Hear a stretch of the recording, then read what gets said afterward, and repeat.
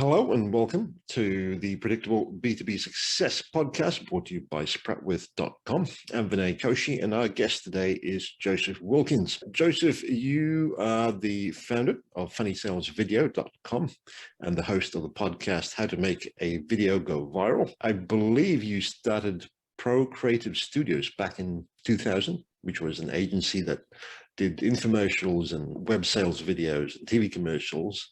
And you've directed thousands of videos for clients like Google, McDonald's, Goldman Sachs, and the list goes on. And then in the past few years, you've created funnysalesvideo.com, where I believe your team now creates attention-grabbing viral style videos that entertain viewers into action. Would that be a fair summary? Yeah, that's exactly what we did. Excellent. And so you've got a wealth of video creation experience under your belt. I believe you've been able to track over 40 million views of just one of your funny sales videos, and I think over $50 million in direct attribution to your content. I'm curious because, Joseph, we have business owners and business executives listening in who are passionately wanting to grow their businesses predictably. And we look at that in this podcast through the lens of empathetic content and conversations. So I'm curious as to how a funny sales video empathizes with a potential audience and creates that emotional connection that wants to get them exploring a brand and wanting to buy a product. Yeah, let me give you a quick comparison, a contrast between what we used to do and what we do now and the results that we see. So as you mentioned in the intro, we started out doing infomercials. Our very first project did over $200 million in sales. That was the Little Giant Ladder infomercial. The problem is that these days people just don't watch TV the way that they used to, if at all. And we've done traditional online sales videos, but for the first 15 years of running this company, our biggest video that we ever got views on was 100,000 views. After going through, and the secret to our success really was going through the Harmon Brothers University, all of the courses that they offered. And for those of your listeners that don't know, I don't know what rock they've been hiding under, but they're the agency that has produced The Squatty Potty, Poopery, Purple Mattress, Fiber Fix. These videos that have hundreds, in some cases, of millions of views and hundreds of millions of dollars in sales. And after going through their course and launching our brand, Funny Sales Videos, our very first campaign between 3 videos did 7 million views. Wow. Our most recent campaign that you mentioned in the opening, between 2 videos, we now have over 60 million views. Now, that comparison will show you that the engagement that people have with these videos, but views just for the sake of views don't pay the mortgage. Certainly. The exciting part is that along with those 60 million views, there's millions upon millions of dollars in attributable sales. And I say it's entertaining people into caring about your product or service. It's marketing on a whole different level, where rather than just throwing a product and a call to action down their throat, you're easing them into liking your brand with sketch comedy type content that feels very similar to the reason why they're online in the first place. They're online to be entertained. They're killing a few minutes of time on the coffee break, watching Facebook videos or updating statuses. And if you give them something that's close to the reason why they're on the platform in the first place, you just connect on a whole new level. Right. Okay. So you're looking really to connect with them where they're at, as opposed to trying to pitch them something. But is there a particular emotion that you're trying to evoke when you do these videos? A lot of people say, so your goal is to make people laugh. No. Our name is Funny Sales Videos, but the most important part is not the funny, it's the sales. Yep. We're not in business to make people laugh. We're in business to generate sales. And our goal is, and we have done this time and time again, is to take cold traffic, which is purchased, and that's a key thing that people don't understand. These videos don't go organically viral. Even the Harmon brothers will tell you their best videos would have maybe got a couple of 100,000 views where they have hundreds of millions of views if it wasn't for paid ads. So the point is to create cold traffic with paid ads and then serve them up a video that's so entertaining and engaging that it gets them to stick around long enough to absorb a marketing message that ultimately creates an immediate sale. And going from cold traffic to pulling out your credit card and buying, that's a tall order. And with your typical, what I call boring call to action, it's getting harder and harder to do. But with these kinds of videos, they just convert on a whole new level. And there really isn't a product or a service, whether B2B or B2C, that couldn't benefit from one of these kinds of videos. As long as your target audience is a human that has emotions that we can tap into, we use those emotions to create a sale. I'm also curious, what you mentioned the Harmon Brothers University, but was there a particular incident that shifted your thinking in terms of going down this path of creating funny sales videos? There was two incidents. The first one was clients literally calling me up and saying, if we don't get better results, we're just going to have to go find another way to market, because we were doing traditional advertising that wasn't getting the results that it used to get, because the viewership was so much lower on TV. But the production costs hadn't gone down, so the return on their ad spend was just much, much lower. It was a combination of our clients saying, we need something else, and the time of the Harmon Brothers University launching and our first campaign being such an overwhelming success. We generated, for a very small company and a very small budget, we did half $500,000 in sales within a few months. And so it was those two things that said, here's a problem that we've got to solve, and oh, here's a solution. And pretty much every campaign, with one or two exceptions since then, has just been overwhelmingly successful. Certainly. And given your journey to date, what would you say is your personal area of strength? So that's a great question. And I'm still trying to figure out the balance, because we're a very small agency, a very small shop. We have a pretty big studio and a big team of freelancers that work with me, but I love to be in all of the details from beginning to end, but not necessarily doing all of the work. So I see myself as the director of the project with the vision from the beginning to the end. And we can talk about the 8 steps that we take every project through if you want to go into more detail, but somebody has to be there to say, we have about 10 writers, for example, on every script that we produce. And so somebody has to be there to say, yeah, these are all great ideas, but what serves the story best? What's going to get the sale? Funny for the sake of funny doesn't do any good unless it advances the story and improves the likelihood that that sale is going to happen. So I see myself as collating all of these great ideas and deciding we've got to go with one path and the vision guiding that from beginning to end. Yeah, that's interesting. And what would you say in that area of strength is something that businesses don't know but should?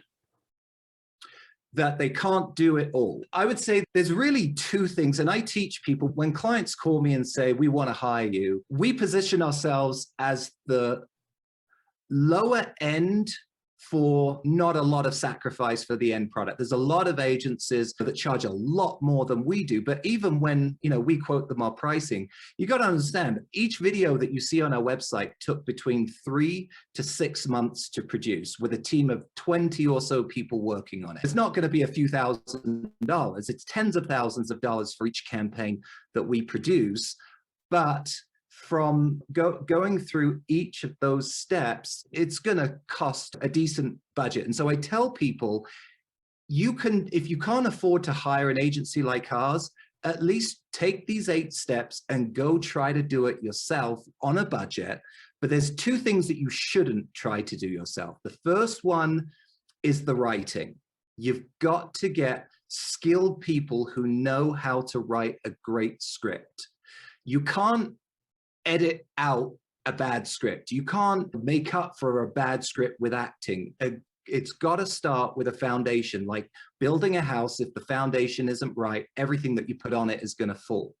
So getting good writers and also good comedy writers is critical. So that's the first thing. Make sure you hire those people who have experience in that. And the second thing is make sure you don't skimp when it comes to the actors. These kinds of videos are different than your generic user-generated content. And there's a place for all of that. There's a place for you as the CEO or the marketing director to get on the camera and talk to your audience. I encourage people to do many different kinds of videos, but these kinds of videos are different. You shouldn't try to act comedy if you're not a skilled comedy actor. Because the worst thing you can do is try to be funny, because you'll just come off looking silly. So I would say those are the two things: great writing and great actors. You can get away with the rest of it. Obviously, results are going to be correlate to the production value that you put into the final project. But I would say those two things are the things that some people try to do and shouldn't. Okay. So Joseph, I think it'd be helpful for listeners to just clear up what a funny sales video is. And from listening to what you were saying, it's really about crafting a story that sells. Would that be a fair way of putting that? Yeah, we just happen to use the emotion of funny because we find it the most predictable. Like, you can use different emotions, getting people to cry. That's much harder. Being funny is something, as you said earlier, and business owners are looking for a repeatable way to generate new sales. And we've just found that that's the best way that our team and our writers can consistently come up with ways to connect with people, tell them a story, tell them a problem that they already have. It has to be relatable, but use a funny story as the vehicle to deliver that. Certainly. And I'm sure there's a person listening in going, there really isn't anything too funny about my particular product or business. Okay, let's say I go through your process, Joseph, and we deliver a funny video. Is it okay just to have a one-off funny thing, or does it really need to be in sync with who we are as a brand? Yes. So two questions. The first is, what if my product isn't funny? And I always tell people that's what we do. We take the boring, mundane product. Think about laundry detergent. That's one of the most boring subjects that you can imagine. And yet we've created what I think is one of our best campaigns. We have tens of thousands of comments and shares and likes, people saying this is the funniest commercial I've ever seen. I never would have thought I would have watched a 4-minute commercial about laundry detergent, but I have. And it's, you know, generated millions of dollars in sales. That's because we have a team of really clever story writers that came up with the story that's funny, not the product that's funny. So we think about what situations could we put this person in that would be funny. And so don't worry about whether or not your product is funny, worry about whether or not the people on your writing team can be funny. And then your second question, sorry, my mind just went blank. What was it? The second part of the question? About it's fine to produce, say, one funny video, but what about consistency and being in line with the brand? Yes, so you definitely want to be in line with the brand, but you don't have to look like all of the other material.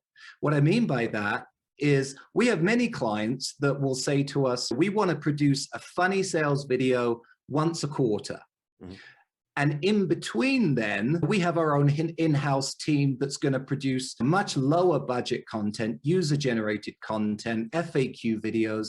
The more, it's like a salad, right? And our funny sales videos are meat that you put in the salad, but you've got all other kinds of ingredients. So I would say you don't have to worry about, is this going to fit with what we've done previously? But it does have to fit the value, the culture, And a lot of people will say, we haven't done anything like this before. And that's what you want in advertising. You want to be disruptive. You want to be different than your competitors. You want to be different than every other video that they're going to be scrolling through on their Facebook or YouTube or Instagram feed. You want to stand out. And the more different, without departing from the values, the core reasons why people buy your product and service, that's a good thing, to be different but still on brand. Does that make sense? Yeah, certainly. But with these videos, I'm just wondering, how much does it take to produce? Because these don't look like small budget productions. Yeah, and I'll take that as a compliment, because they really are. Now, in the world of video production, you've got the guys in their basement that will do a video for a few $100s. You've got the big agencies that charge $1 million plus. I've heard the Harmon brothers talk about how their videos cost $1 million plus, some of the bigger ones that we've discussed. We work on a fraction of a budget like that, and some of our clients have told us that our videos almost look as good as theirs. It's all relative, but each and every video that we produce, as I mentioned, takes 3 to 6 months and 20 odd people working on it. So it's not, these aren't the kinds of things that you can just rush into, think you're going to get something out in a few weeks. It's like birthing a child. It takes time for that script to develop, to pass it around between all of the different writers that are on our team. Some of the time, I'll say our ideas come in the shower, in our sleep, while we're exercising. And so the more time that you can give a script to marinate and have people respond with ideas as they take time to let it breathe, the better. And then the production is obviously a whole nother element. We'll go through 100 actors before we cast the right one. We'll look through about 100 resumes, pick 30 or so to audition, call back 3 or 4 that are the best before we nail it down to our final person. Because each one of our videos stars what we call the customer hero. So the closest thing that we can do to creating an avatar of what our typical customer will look like, will sound like, will feel. And that's why our biggest compliment, and we get it all the time, is when people write, I love this person, I wish that they were my friend, they're just like me. And so we know that means we're connecting with them.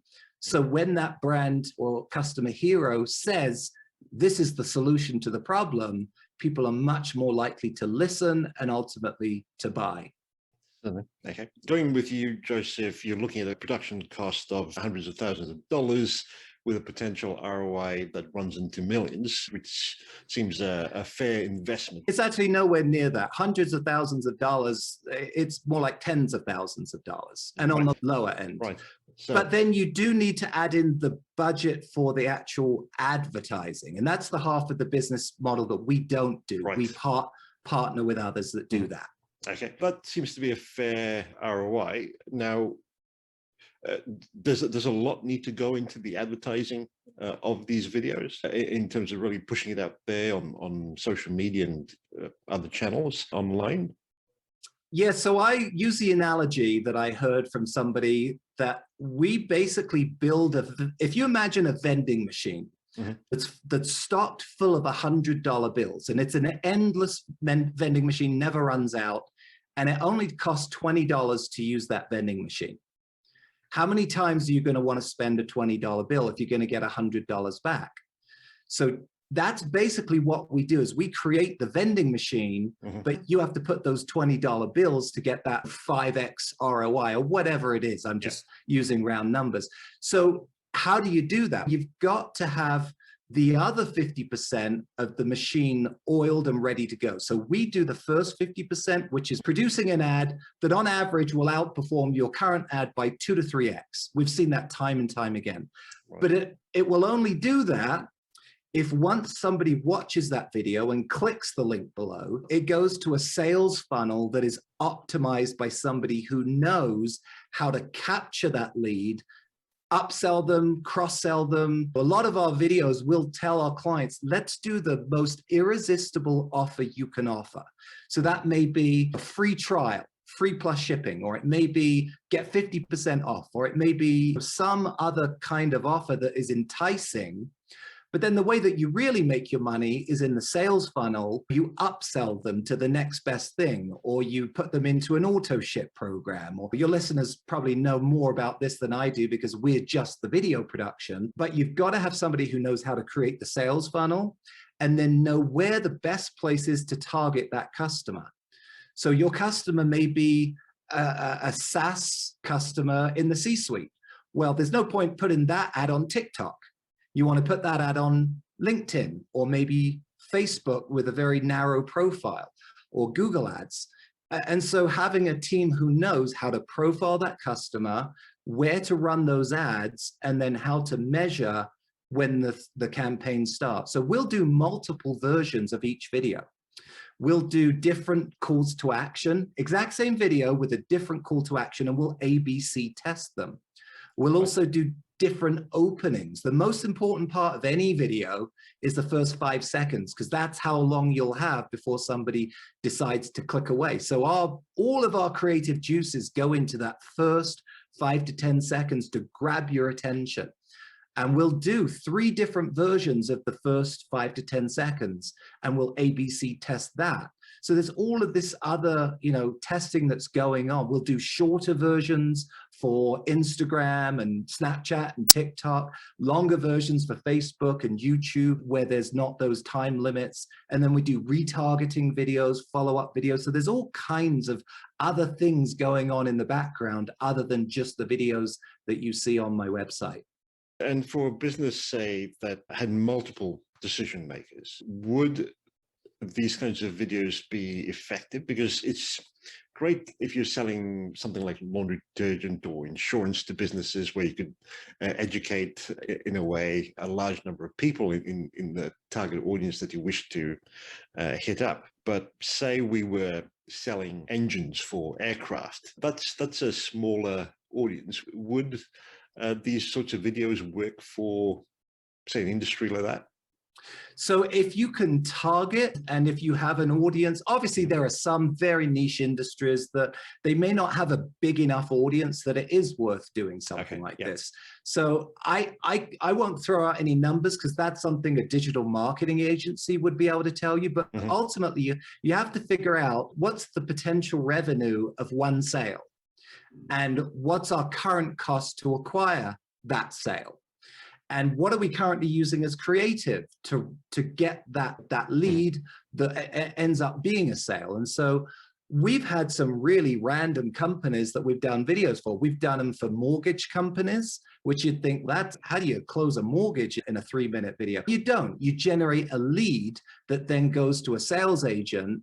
But that lead, since we launched our video for that company, the lead cost is like shrunk significantly, and they're overjoyed at the results that they're getting. We've had a company that we did that was like a Netflix subscription for Christian movies, a very niche audience, but it's worked incredibly well. Laundry detergent, we had a B2B online reviews service. So really all over the board, but it just comes down to, what are you currently paying per customer acquisition? Can you define that audience so that the cost of producing one of these videos can be absorbed into the individual CPA? And then the rest is just up to you to decide, is that something that you think would be a good strategy to get new customers? Terrific. Joseph, you've got an ebook, if I'm not mistaken, that describes the 8 steps to produce these videos without hiring you, as you put it. Right. So if I'm to understand this correctly, these are the pillars, if you will, to creating your funny sales videos. Would that be correct? Yeah, I've got a cheat sheet right here that basically runs through them. Step 1 is the research, doing your homework, making sure why customers are buying. A lot of times, I'm guilty of this in previous jobs, of thinking I know everything. But when you really go do some research, go read customer reviews, do a Survey Monkey, and really find out the underlying reasons, not just surface reasons why people buy your products, that will give you the insight to write your script that will connect on a better level.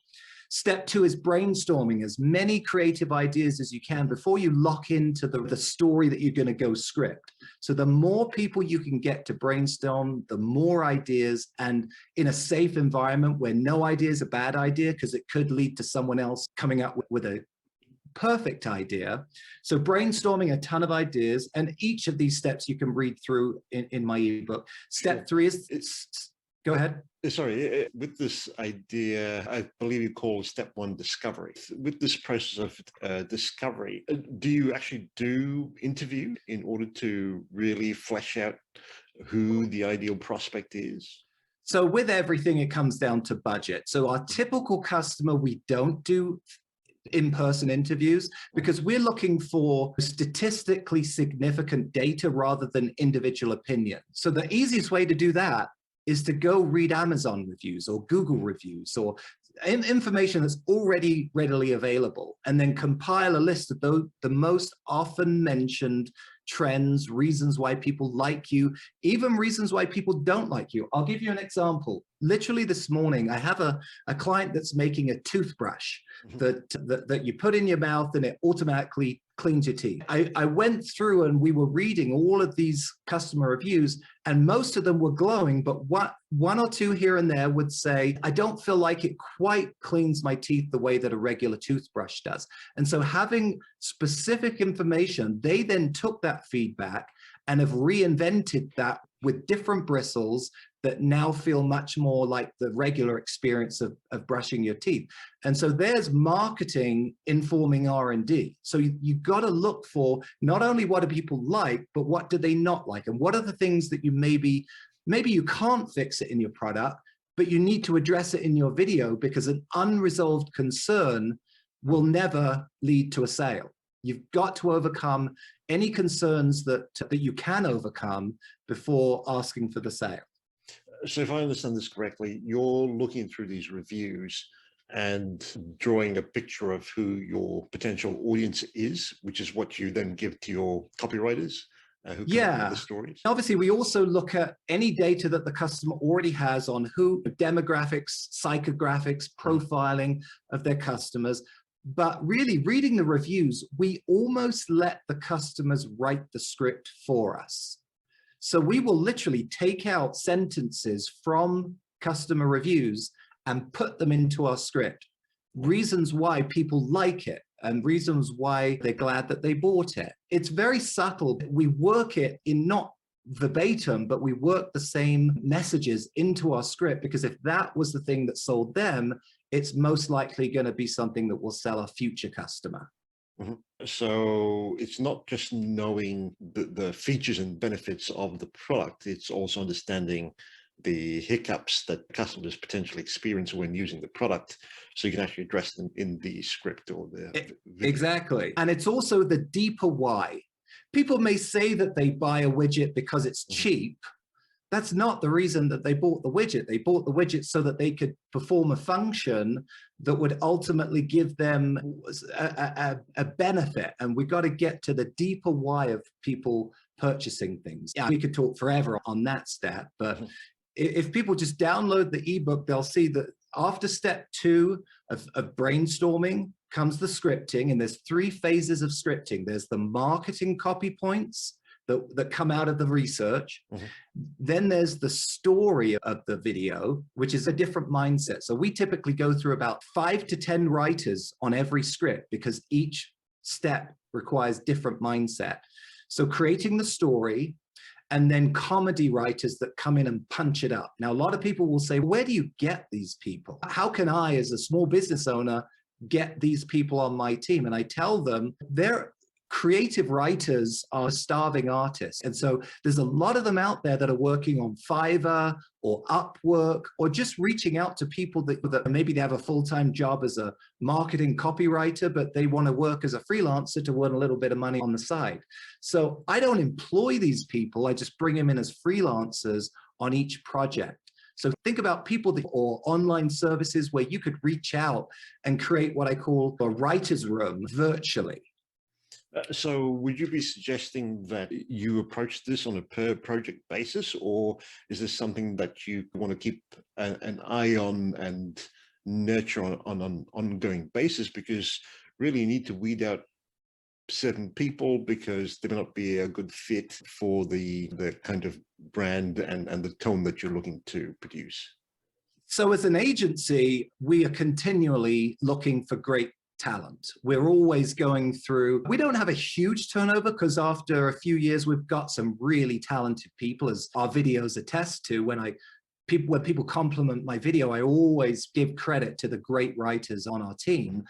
But if, you know, your audience, probably most of them aren't agency owners, they're probably small business owners, and you probably don't have that luxury of going through multiple writers. So what you want to do is look at the work that they've already produced, ask for samples, ask to see previous examples of their scripts. And it doesn't have to be for video. They could be, a lot of the writers, and that's step 4, is adding the comedy. A lot of my comedy writers, they are literally stand-up comics. That's their career. Yeah. They travel from city to city doing gigs.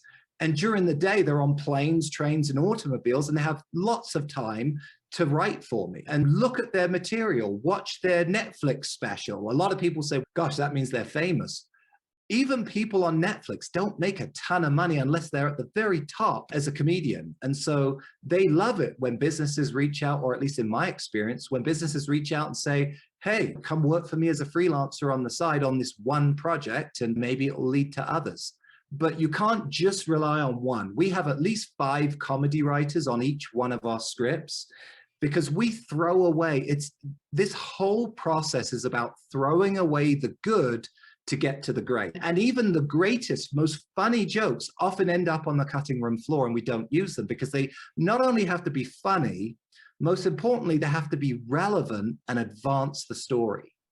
So you don't want to do things like use crass humor and offensive humor, because number one, you're going to get flagged on Facebook and you won't be able to use it. You don't want to spend tens of thousands of dollars producing a video that gets banned. The other thing is, most company cultures, there are some that don't, but most company cultures have a certain brand and a style and an image, and you don't want to be offensive. You definitely want to push the boundaries, but there's a fine line, and it's different from company to company depending on their culture. Yeah. You want to be entertaining and a little edgy, but not offensive. Certainly. And the narrative that you do work through, I get the sense that you are following Donald Miller's story brand framework. Would that be accurate? Or? Yes, yes. Yeah. Have you read my ebook? Because I mentioned Donald Miller quite a few times. Oh, okay. I had a quick squiz through, but I was watching some of the videos, and yeah, that's exactly. the sense I got. Yeah. Yeah, it's the hero's journey, right? Somebody, the hero who has a problem, who meets a guide, who gives them the solution, and then we show why their life is better. Whether you're talking about Star Wars with Luke Skywalker meeting Obi-Wan Kenobi and finding out who his father is, or whether you're talking about a lady who doesn't like the fact that she's throwing laundry bottles, plastic bottles in the landfill, finds a different way, and now her life is better. It's the same fundamental problem, solution, call to action, with a lot of entertainment and hooks along the way to keep your attention. And you talked about this idea of throwing away a lot of the ideas and really going through a refining process. How long does your, use the word greenlighting, as in brainstorming, process go for? And where do you draw the line and say, okay, that's enough, now we're just going to sort through things? I wish I had a hard and fast answer for you, because no project is ever finished. It's just abandoned. You've got to move on at some point. Yeah. But on average, we take about 2 months to go from concept through finished script. Okay. And we call it killing our babies. You can't keep everything that you love. You've got to throw away to get to you've got to be clear and have a simple story that is entertaining, but not distracting with the comedy. Is there a particular reason as to why you take about 2 months, or is it just the way that just seems to be how long it takes? So typically a client will come, I'll use an example, that toothbrush that I just mentioned. We just signed a contract with them, in fact, this morning. So probably for the next 2 weeks, we're going to be doing research. Okay, they've already shipped us the product. If I turn the camera, show you I've got boxes of it over there. I've already given it out to people that I know. I want their feedback. We've already created a spreadsheet with all of the customer reviews and the most common things that people say about it, positive and negative. And for the next 2 weeks, we're just going to be sucking it all in. We're going to be learning. We're going to be watching all of the videos that they've produced before, looking at the results of which ones did well. And then after that process, we're going to start the brainstorming. That'll probably take another 2 weeks to just throw out 50 or so ideas of who is our character, what is the problem that they have, but then put it in a world that's entertaining. So obviously with that toothbrush, it's geared towards kids, because I don't know if you have kids, but my kids don't like brushing their teeth. Give them this fun device that plays music, flashes lights, and looks like a giraffe. Oh, different story. So as we brainstorm that, what are we going to come up with? I just got back, random point, I got back yesterday from a 10-day trip to Tanzania where I went on safari. Maybe we use that in the video. Maybe we have these kids on safari because all of these toothbrushes have different animals on it. I'm just throwing that out as one of 50 different possibilities. And so you got to create a world that's entertaining, but that customer hero that's going from that journey of having that problem of the kids not wanting to brush their teeth to meeting somehow the solution, in this case, which is auto brush, and then seeing the transformation in her kids as their teeth become white and they want to brush, 2 times a day instead of never. That's a process that we go along. And then once we've come up with the brainstorm high level idea, which is nothing more than who is our hero, what's her problem, then we'll go into about a month of scripting and comedy punch-up. So 2 weeks for research, 2 weeks for brainstorming, and then about a month for the actual scripting before we come up with the final ready-to-produce script. Wow, okay. I love it because you're really taking data and putting human perspectives into a narrative. So that's absolutely terrific. So once you've got a narrative you feel should work, how do you stitch it together in terms of bringing it to life? The first thing is you've got to do great casting. So finding actors that will bring your script to life. And it's so important that you find the right person that will do that, because you could get 2 actors with a brilliant script and one could just butcher it and the other one could make it glisten and come alive. So we audition. We give them the script. And in the world of COVID, we don't do auditions in person that much anymore. And so what they'll do is they'll audition from home. They'll make, just like we are right now, they'll do a video conference and we'll see how that character comes alive. And sometimes, it's maybe cheap to say this, but we steal ideas from actors that we don't end up hiring, because each actor will perform it a different way, and they may give us some inspiration to say, I love the way that actors delivered that line. Let's make sure we make a note of that. So the auditioning itself should add to the process. But when we finally make our decision, our actor should be somebody who brings more to the script. And the process of actually filming shouldn't flow exactly as the script is written if you've done it right. Not one of our videos have ever been edited to follow the exact words of the script, because you want actors to improvise and add their own words. And yes, you want to shoot it exactly to the script just for safety, but then allow time for actors to have fun. And some of our greatest moments in some of our videos weren't even scripted. They just happened.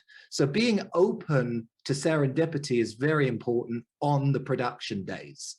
Certainly. What about location? Is that a key factor as well? Yes. So if you look at all of our videos, every single one of them, we have this beautiful, big, brand new studio here behind in the room next to me. I'm trying to think of one video that we've used it for. I don't think we have. We use it for other things, but location is very important. We have videos where we have these crazy people around a campfire at night. We have videos where they're mostly in people's homes, because it's got to be relatable. It's got to look like with a little bit of aspirational quality, meaning the home should be a little bit nicer than what you have. The actors should be a little bit better looking than what you are. All of these things should be a little bit aspirational, not too much or else it won't be relatable, but locations are very important. So we go out, we find locations, we rent locations, and those locations should visually add to this, what I call the scroll stopper. So as you're going through Facebook, you see all these videos, and if you create videos that look visually arresting, people are more likely to stop, to watch. And again, it's back to that grabber, putting as much visual interest, because most people watch with the sound off. So our real goal is to stop the scroll and get people to turn the sound on. And we do that with visually curiosity piquing images, graphics. The True Earth commercial, the laundry detergent, starts with a witch being doused with a big bucket of water. You've got to turn the sound on and figure out, well, what's going on here? That's how we really get the views, is to create images that look different. And that leads to my final point of the production process, which is, yes, you can go film with an iPhone. And if you don't have the budget to hire a big production crew, go do it. But everyone else is also filming with an iPhone, so your footage is gonna look the same. And the best way to stop the scroll is to look different. And that's where a production company will really help you to stand out. You talked about the editing process and killing babies and a real big emphasis on the first 5 to 10 seconds of the video. Is there, I guess, any other criteria that you use to ensure that the flow is correct and yes, it continues to engage them? Because one of the things I think most people would struggle with is, okay, we've got a great intro, but then we lose half the audience down the track because they get a little bored. Yeah, and that comes down to two things. Number one is back to the scripting. We don't just create that one hook. We hook them, and then we'll educate them, and then we'll hook them again. So every 15 to 20 seconds, you should have something that pulls them back in, and whether that's a joke, a visual gag, some kind of extraordinary demonstration, just keep hooking them. And what we do is we make sure that our editors know comedy and know timing. And never, if you remember nothing else from this podcast, never let your customer get bored. And you've got to take out all of the pauses. You've got to take all of the breaths. We cut our videos so fast that you don't get a chance to get bored. We'll even speed the footage up. We'll intercut, finish someone's sentence and have the next sentence almost overlapping each other so that you never get a chance to get bored. A lot of our people will say, after they watch a first cut of a video, they'll be like, how long was that? 2 minutes? And we say, no, it was 4 minutes. Whoa, I never would have realized. It's because we're bombarding them with so much information so quickly that they just don't get time to get bored. And therefore, it doesn't feel as long as it is. You also want to look at the retention curve, which is the data in the back end of either Facebook or YouTube or whatever platform. And even the Harmon brothers, in my opinion, the greatest people in this industry, they'll tell you that only 5% of viewers will watch all the way through to the end of their main videos. And you'll say, 5%, gosh, what are we doing this for? We're doing this because 5% of 100 million views is a huge amount of people that are red hot, ready to purchase. And so don't be worried about the end, but look at if there's a sharp drop off, that's where people are bouncing. That's where people are getting bored. Now, there will be a drop-off when you introduce the product because people have all of a sudden realized this isn't just a sketch comedy piece, this is a commercial. So it's normal to see some drop-off when the product is introduced, but everywhere else, it should be nice and smooth rather than a big sharp drop. So even after we've launched our videos, sometimes we'll go back in and we'll look at 25 seconds. What's happening in this video where we're losing people? And we'll either edit that out or speed it up or cut it out or reshoot. So there's all kinds of insights that you can infer from. And editing is a critical role in making sure that the pace keeps people engaged, but you also want to make sure people aren't getting lost, people aren't getting confused, that the message is clear. And that comes from good scripting, good acting, and good editing. Do you actually test these videos out before you deliver them to the client? Not yes and no. So we're constantly testing. That's step 7, which is at every one of the steps, you should be testing. So ideally, Right. you want to create what I call a brain share, right? 10 or so people who fit your customer avatar, and you want to send them the script before you go on to the next step and say, does this work? Do you like it? Do you respond to it? Do you think it's funny? Because if it's an ad for a senior citizen, I can't be the judge of whether it's funny. Only my audience can tell me if it's funny. So you want to test as much as possible. Again, it all comes down to time and budget. Some clients, we've rented out, focus group companies that have done one-way mirror, and we've watched as they've watched the video and the moderator has asked them questions. That's a much higher budget. You could do a Survey Monkey, or like I said, most of the time it's just create a small group of people and make sure that it's working for them. But we also will do, as I mentioned, 3 different versions of the opening hook, and then 3 different versions of the call to action, and we'll put different offers. And our media partners or the client, whoever's running the back end of the campaign, will spend a smaller budget before we launch the video to everyone. We'll test it and see which of these 3 hooks performs the best. Which of these 3 offers performs the best? Does the long version perform better than the short version? And we'll find as much as we can so we have insights to decide, okay, here's the clear winner before we spend all of the budget on that one. So listening to all of this, there are people who would be thinking, this is like trying to produce a viral video, but really it's not about going viral. It's really taking very calculated steps to produce something that works. Exactly. Going viral is like trying to catch lightning in a bottle. The biggest problem, you mentioned it at the beginning of the show, business owners want repeatability. They want something that they can count on. They want something that they can continue to get a steady stream of incoming clients. Going organically viral doesn't even work anymore when it comes to businesses. All of the algorithms have been trained to recognize the difference between a cat video and an ad. And even though our videos don't feel like an ad, the algorithms know this is an ad, and they will not allow it to be shared the way that a cat video will be shared. They want a part of the income if we're going to use our ad to generate income, which is only fair. So that's why, again, I come back to the analogy of the vending machine full of $100 bills, but you gotta spend $20 to get that $100 back. But it's an endless vending machine. And if you get the formula, that's why some of our clients have millions of dollars in sales from a video that costs tens of thousands. Certainly. I'm also curious, is it important to consider where you tell your story as much as it is to worry about how you tell your story? Do you mean platform? Yeah, that's what I was thinking. So say Facebook as opposed to Twitter or something like that. Yes, for sure. And that's in the first step, the discovery phase. Okay. You figure out who is your client and where are they spending their time. And then that will inform how you produce the video, because the length of the video will determine the platform, or vice versa. You can't run a 3-minute ad on Instagram. Has to be 2 minutes. And so there's no point creating a 3-minute ad when your audience is primarily on Instagram. So yeah, you want to know all of that before you ever start scripting. That's why discovery comes first.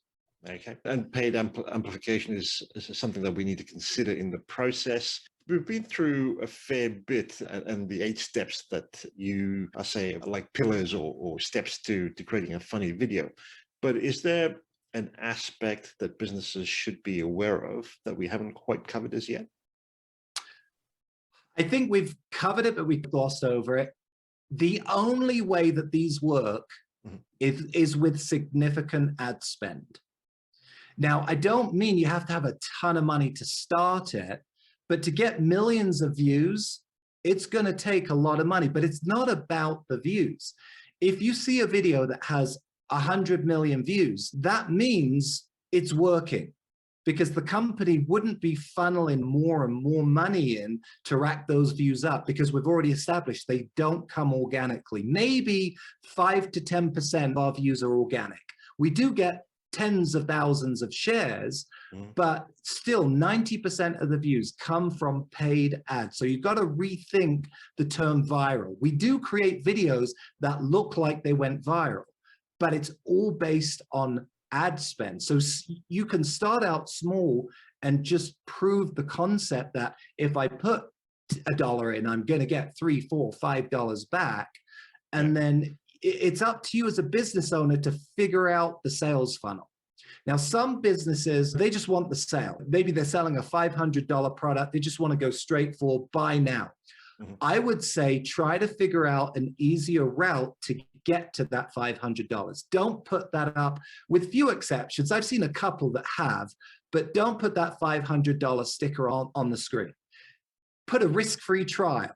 Download this ebook. Put something that's much less of a commitment for somebody to take the first step to get into your sales funnel. Then you say, how do I then calculate $1 in, $5 back? It may take you some time for the sales cycle to complete. And so that's why I say you do need a budget to get the ads up and running and to run them long enough that you can get statistically significant results to then say, okay, I spent $1,000 this month on ads. I have clients that spend $100,000 a month on ads because they work so well. But getting from A to B may take you, a few months to ramp up and really see this campaign is working. My takeaway just from what you're saying would be that this strategy really requires you to be prepared. And preparation would entail having a well-established sales funnel, some data that you can look over and use to refine your video production, but also the budget to back up the video and its distribution. Would that be a fair summary? For sure. And I'll add one more thing. Don't do something like this unless you're ready for the results. What I mean by that, I've had multiple clients who have done everything that we've discussed, and then they have called us up and said, we had to shut the campaign down. We've sold out of everything. And that's the worst situation, because you've just spent all of this money to acquire these customers, and then you'll lose them because you can't deliver, you can't fulfill. So you got to build the business to support the campaign. Now, I do have a client that called us about 18 months ago that's just a one-man band selling pain relief device. It's like a massager that helps with headaches and other pain. And we don't have anywhere near the impressive results of 60 million views. I think we have 500,000 views on his video. But proportionally, that video has done more for him than any other client I have. It's doubled his month-over-month sales, and it's manageable growth that he can keep up with. And so our ad spend for him, the agency that's working with him, the ad spend is like $50 a day, if that, somewhere along those lines. But for him, that's more transformational than some of our biggest campaigns. So don't think that you have to be this big company to benefit from a campaign like this. Certainly. Excellent. Joseph, this has been terrific. If you were listening to this episode, what would you say is your top takeaway? I would say hopefully I've told you something that will inspire you to think differently about the way that you're advertising. It's all about disruption and being different and standing out. And after 20 years of doing literally thousands of campaigns, this is the best way that I've seen for return on investment, but also for likability. That's the other thing we haven't discussed. People just love these videos. They love, then by association, the brand. And even if they don't immediately purchase, we also get trickle-on effects of store owners calling the businesses saying, your salesperson came in and tried to get us to sell your product, and we said no because we'd never heard of it. But now we've got all of this social proof, and people are coming into the store asking, we want to buy. And so just think about how this could disrupt the way that you sell your product. And even if you don't have the budget to get a big production company to do it, think about ways that you can follow those 8 steps on your own with a much smaller crew, and I can almost guarantee that your results will follow. Okay, Joseph, if listeners are curious and wanted to find out more or connect with you, where would you recommend they head to? So the first place is you want to download the ebook from funnysalesvideos.com. And while you're on that page, you can also fill out the form and schedule a time. We're not a huge agency. I will meet with you personally to discuss if you want to chat about a project for you. The other place that I would push you to is my podcast. It's called How to Make a Video Go Viral. It's on all of the podcast platforms. We go into much more detail. We also interview companies that have gone through this process, hear it from their perspective. So check that out, and hopefully some of that will be valuable information too. Excellent. Joseph, this has been brilliant. Thanks so much for doing this. Been a pleasure. Thanks so much. No worries.